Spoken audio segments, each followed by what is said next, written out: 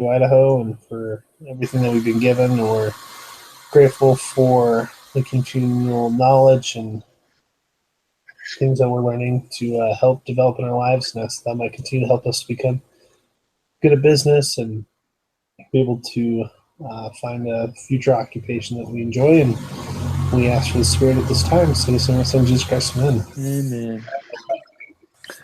All right. As you were reading this case, what did you think about it, Zab? To be honest, I didn't know what Skyhook was for most of the time. But what it feels like is it's basically just a program that recognizes Wi-Fi in an area. So like if you pull up to a place and your phone opens, it'll find the Wi-Fi. Is what I thought. Right, but as you read it, did you have like any just like personal thoughts? Like for me, when I was reading this, it kind of clicked for me that a lot of entrepreneurs to get these big business started, they basically go through hell. Yeah, that went through my mind as well. Yeah. I mean, his co-founder was living on a friend's couch for a Yeah, number of weeks. they were working out of somebody's attic too. That was like Yeah, that was unbelievable. And every single one of them opened up new credit cards and maxed them out. And mm-hmm. That'd be yeah, so frustrating because I know. it makes Yeah, it makes me wonder if they were Mormon, if they still would have done it. Yeah. Because I think sometimes as a male Mormons, we just naturally have the passion or the desire, the need to know that we're providing for our family. Mm-hmm. Yep. And to have to move your family into a little apartment and to barely even afford that, that's scary. Well, even worse than that, you imagine their wives were well, the one guy was married, but the other guy, Ted, him and his wife's relationship through all that. Oh man, that would have put it to anybody's relationship to the test. Seriously though. And what's even more crazy is they're perfectly capable of having great jobs just with other big companies. Oh yeah. And so as a wife, if I were a wife, I'd be like, what are you doing? You could be making almost 100,000 right now on a different job. Yeah. Who cares that you wouldn't be the CEO? Mm-hmm. I'd be a bad wife. Do you understand the product though? Was I close? Yeah. I think. Mm-hmm. Yeah, I thought the product was actually really neat. I have no idea how it works. I know I'd explain it, but it's just like I don't understand that stuff. Okay. No. And their background is sales and marketing. How the heck did they learn to understand all that stuff? Well, wasn't the company they were working for what I can't remember the name of it. Wasn't that a marketing company? Yeah, it was some kind of marketing company, but it wasn't. Was it a Not, tech company? I thought it was a tech company that they were marketing for.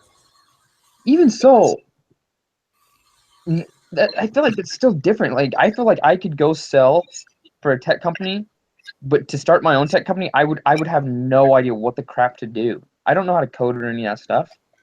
Right. Yeah. I I think don't know. they dabbled in coding, right? So it couldn't have been Maybe. hard to write it up. But obviously I couldn't do it because I know nothing about it. But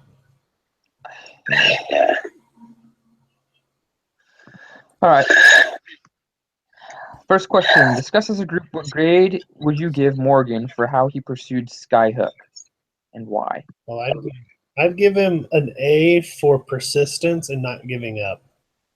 I only know first names. Who's Morgan? Ted. Okay, that's Ted.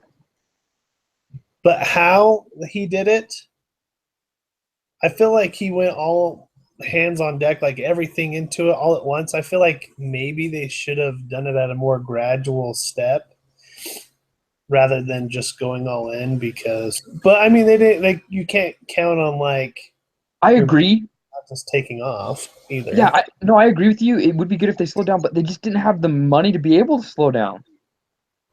Well, that's what when I thought about it, I thought they'd keep their old jobs and then work on it kind of slowly. Yeah. So you give him an A?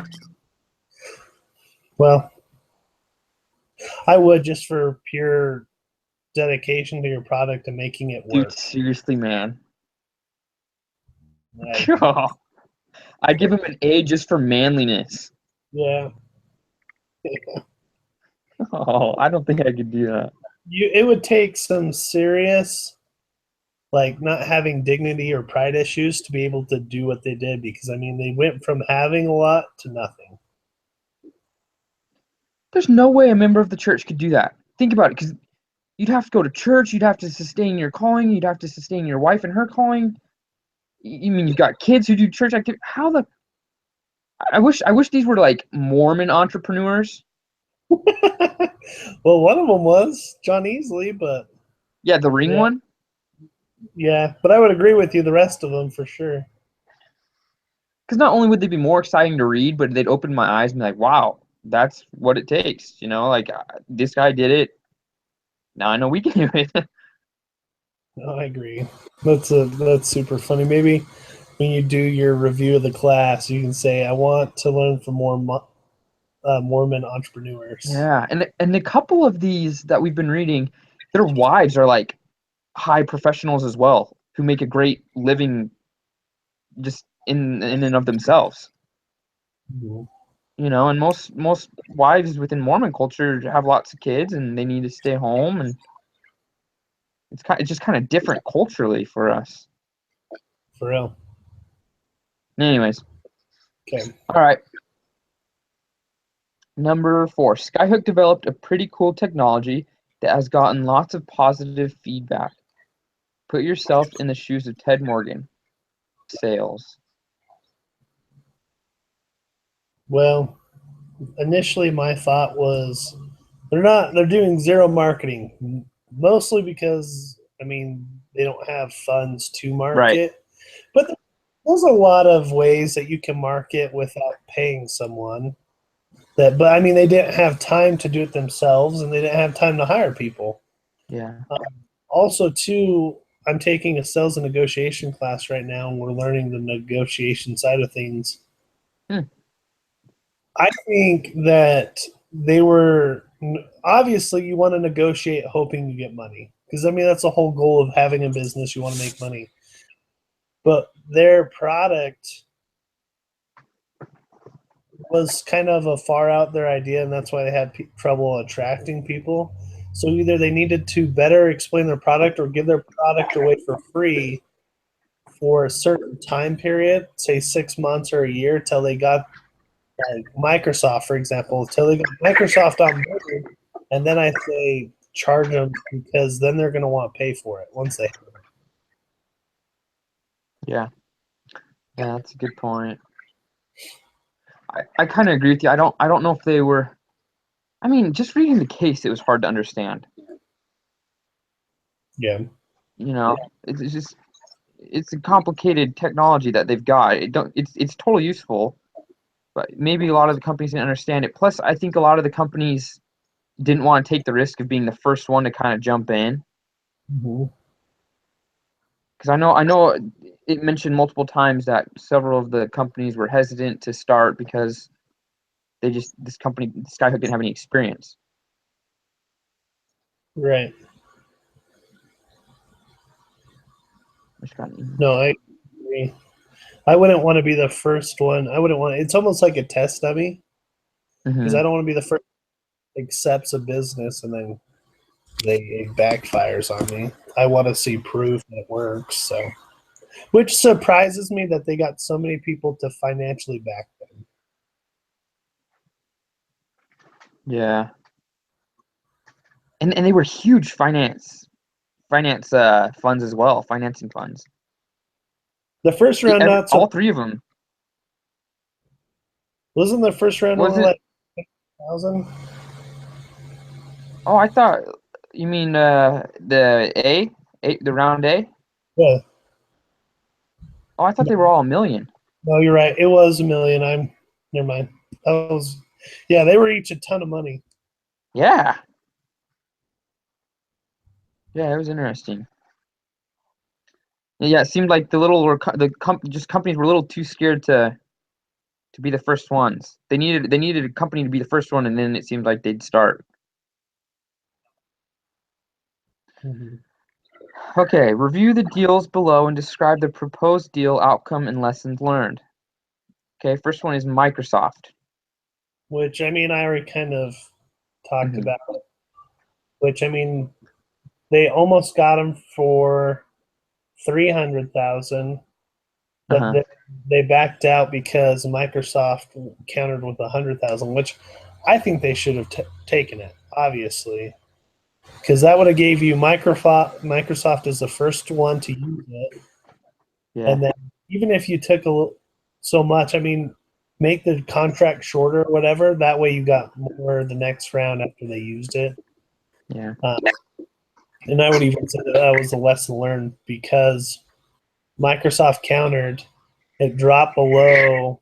Um, what are they called again?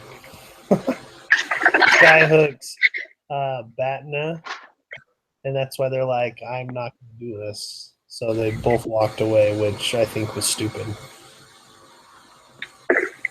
Then there's a E911 and Nokia. What was I don't even, E911? no idea. Was that the government where they tried to make a Oh, tried to put it on cop cars and UPS trucks and stuff like that? I think so. Yeah. Why Yeah. did? That Do you want to take that one? I didn't really understand why it worked. It just seemed like it was a little too complicated. It seemed like the installation fees for each car was too much, and there wasn't a sure way of knowing whether these cars went the routes that they were and what streets were hit and what weren't. Right. The whole proposal was that the government cars and all these different things would have antennas so that they didn't have to pay somebody to go Yeah, get the data for them, that all these people that drive around constantly would just gather it for them. yeah, you're right. But you're right, I think they backed out because it was too expensive, the antennas, even though they could find them on like Craigslist or something for super cheap. That's crazy how they got some things done Yeah. and how they initially got their software started was through that E line where one person from Scotland and one person from I don't know what the other one was from Russia or something. They basically made the software for them for less than like $3,000. Yeah, which is way cool that It is cool. they were penny pinchers for everything that They were good at it too. they did really good with their budget, Yeah. even though they were living out of a shoebox at the end or near the end. Okay. And then the last one's Nokia. Yeah, that didn't work. Wait, that didn't work because Nokia already had their own Yeah. GPS with Navtech, or I think that's what it is. But I didn't understand what's the difference between Skyhook and GPS. One just locates you via Wi-Fi. The other one versus just outdoors or whatever off of satellites. Well, I think they both use satellites. I think GPS is you have to have a GPS. The Mm-hmm. nice thing about Wi-Fi is you just have to have Wi-Fi, Right. and Wi-Fi is easier to get access to than GPS. Right, which I think they should have appealed to the side of, well, yeah, your GPS works great outdoors, but indoors, I mean, you're not going to be able to track someone indoors because GPS doesn't work well with that. And that's why the Wi Fi was such a big hit, is because it worked really well indoors. Yeah. Who benefits from the technology? What problem does it solve? Who has this problem? Do the business decision makers in the companies above feel the pain that the solution solves? So, who benefits from the technology? Well, I mean, as of right now, nobody's benefiting it because no one's using it. But obviously, we know nowadays everybody uses it. Yeah. I don't know about you, but every time I download a new app, it asks for permission if it can know the location of my wherever I'm at. Have you noticed that? Yeah. Yeah. Why does it do that? Just for maybe the developer, the app developer's own information? And I'm sure it's tons of things. I think Google gets that information and they sell it to advertising agencies so that way local places can advertise to you. Yeah, a whole bunch of reasons, yeah. Okay. What problem does Yeah. it solve? Solves the problem of customer, I guess, then, going off of what we are talking about or what you're explaining. Yeah. Okay, who has this problem? I think everybody wants to know where they're going and the best way to get there. Yeah. Do the business decision makers in the companies above feel the pain that the solution solves? I don't know what that means. So, well, in any negotiation, well, even a sell, like long-term negotiation, which these guys would be doing, is the whole point of long-term sales is to get who you're selling to fill the need, like that this is a need, not a want. Because when it's a need, I mean, they're 10 times more likely to buy it.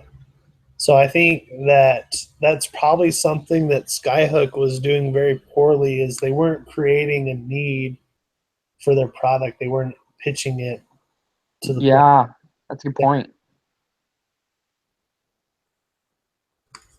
It's true. Okay. So, which strategy option do you favor? Local ads, sell the company, or persevere? I put persevere because I think once they get, if they got Apple on board, even if they got on Apple's board for like super cheap, I mean, there's going to be what if the giant Apple said yes, they're going to have tons of people who want to come to them. So I would Yep. preserve it, make it big, then probably sell it. What I, about I, you? I was stuck between the two. In the quiz, I put sell the company, mainly because it's Apple. And if you sell to Apple, you know you're going to have huge success, especially in 2007 when iPhones were super trendy and everybody was getting in on them. And if Apple buys the product, you know other companies will.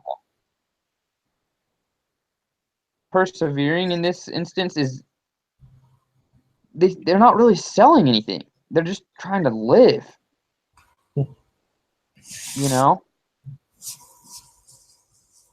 I mean, maybe if they persevere and they'll get some kind of bite which will launch it, but it's just hard to know.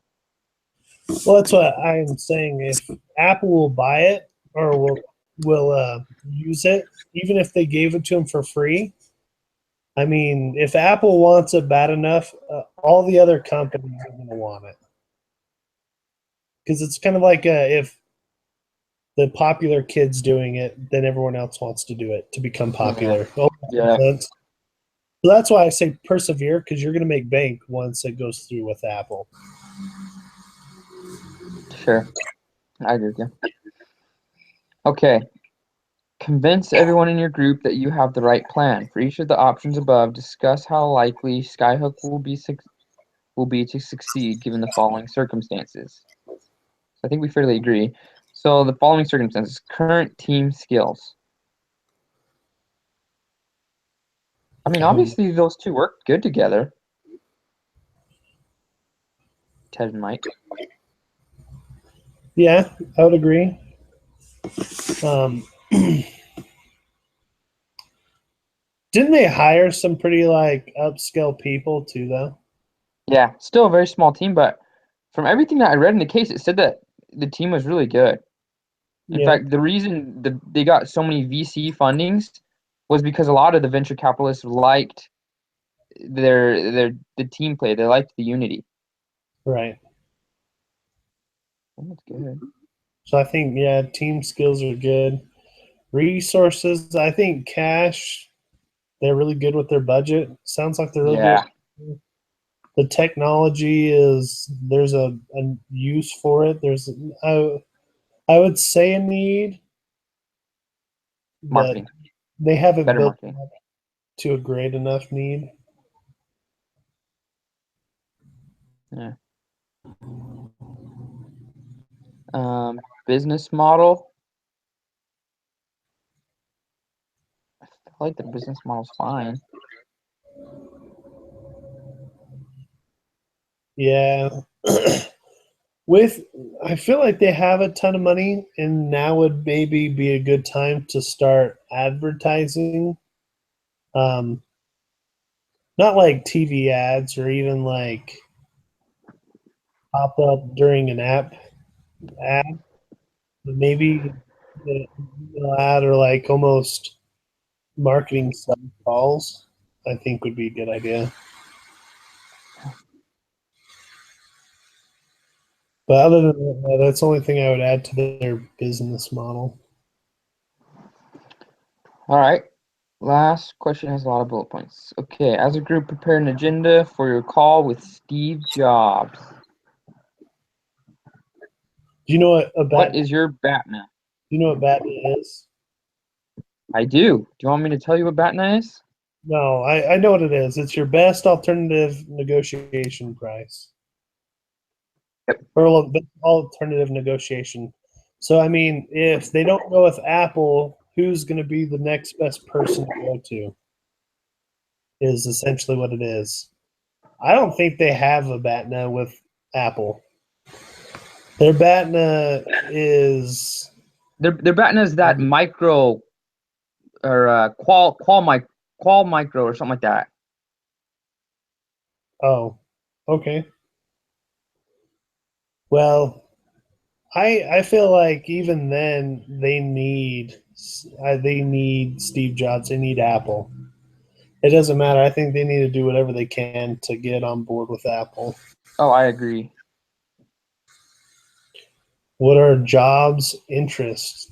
I don't know what that means. Why is he interested in Skyhook? I think it's just to make the iPhone more desirable. Is all I thought it would be. I think because this is a new technology, it just adds something. It adds one of those cool bullet points to the list of the new features on the phone. You know how like every year there's a whole bunch of people that are just waiting for the new features of the new iPhone, such as better camera, better battery life, waterproof. This means now it has a stronger GPS signal or whatever. Just makes it better, more trendy. Okay. Why did he call you? I think it's cool that he called directly. I But think it's crazy. yeah. I think it kind of shows that either they're desperate or I kind of think it means that they're desperate. Well, I think it. Have you ever watched any of the? There's like 2 movies about Steve Jobs. Steve No, I've not Jobs. seen them. They're actually super interesting because it gives you like an aspect of his life. Steve Jobs is like ultra controlling. That's When what it I've heard. developing his product, he's like, I don't know, he's to the point of crazy just because he is so passionate about his product that he is involved in all of it. Like everything has to be to like a certain specification, and he's just crazy, which I Yeah. think is super cool in an entrepreneur. But said he's like a super hardcore negotiator. Is I think he called just because, I mean, it's the product is his baby. Like Apple was his life, and I think that's why he made the sales call because it's. I mean, he kind of takes all the responsibility, even though Apple has a board. He totally runs the show. Yeah. That's intimidating, man. He's a scary guy. Why did he call you? Oh, yeah, we just talked about that. Who should pay? Will you pay Apple to get onto their device, or will Apple pay you? How much will you propose? Support your answer. Well, I wouldn't want to pay anything. I would maybe attempt to get them to pay us, but if they said no, then I would be okay. Let's just do it for free, and then after so long, if you like it, then negotiate. Like after a year, if you like it, let's negotiate a little bit of money here, and then just try to increase it each year. The thing is, I think no matter which route you take, you're going to end up paying. True. Because if you pay right now, you pay right now. If they pay you, then that means they're going to take some of the revenue that they earn because of you, which is you basically paying them. No, I completely agree. I didn't think about it that way. Is yeah, you are going to pay no matter what. Because even if if you do it for free, you're still paying for it. Yeah. But that's where I think you take the risk, even though Apple isn't paying for it. Hopefully, I mean, the cool kid now has this new thing. Everybody else will want it, and you can get them to pay for it. But it might be hard because they'll say, "Hey, Apple's not paying for it." Yeah. Okay, last question. How big is the opportunity for Skyhook? I think it's huge. I would agree. There's no one else like them, and they have a pretty good cap on the market. So I think it's big. Yeah, me too. All right. Cool. I think that's all we got to do. Cool beans. All right. Thanks so much, Zeb. I'm going to stop the broadcast.